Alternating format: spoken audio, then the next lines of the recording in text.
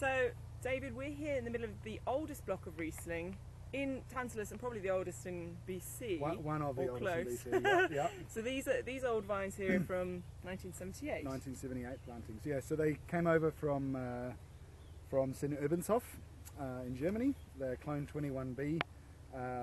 Ourselves and a few people in Ontario, and then a couple of our neighbours, Summerhill and the Sperlings, the other side of us, all got plantings at the same time and put them into the dirt. This particular block is what we call Block 5. It's what our old vine Riesling and our old vine Riesling bubble is made from. And it's just got a unique little aspect. It's not quite facing north-south, it's not quite facing east-west, and so what I find is there's a real nuance within the block. So when I'm starting to think about picking it, it'll be really lemony and limey right down the bottom corner of the block, and it'll be tropical up the top. So when we pick it all together, we get this real spectrum of flavour, which then turns into more complex and interesting wine. We're on these lakebed silts.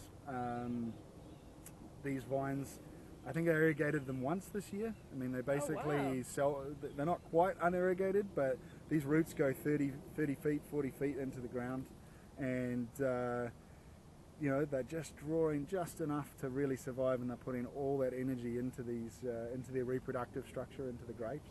So the result is these really intense bunches of Riesling that that has I mean, I don't love the word minerality. I think it's very hard to define, but there is something briny and almost slaty or wet, stony about the Riesling that comes off this property, which some people call minerality, others call it what you will. There's an X factor that comes out of this block that is definitely unique to the block and nothing to do with winemaking. And so this is obviously a very unique block, but how great do you think Riesling is here in Okanagan? Do you think it will be one of the most important varieties? Really good. I think it already is in a lot of ways, and will continue to be.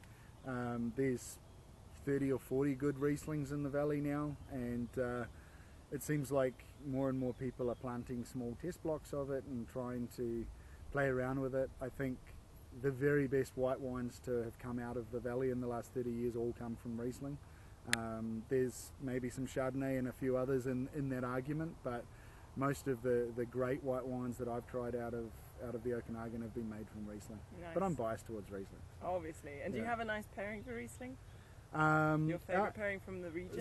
So our old vines Riesling, Mark Filato runs one of the best restaurants in the valley, and he's also a good friend of mine, and he's a Riesling freak.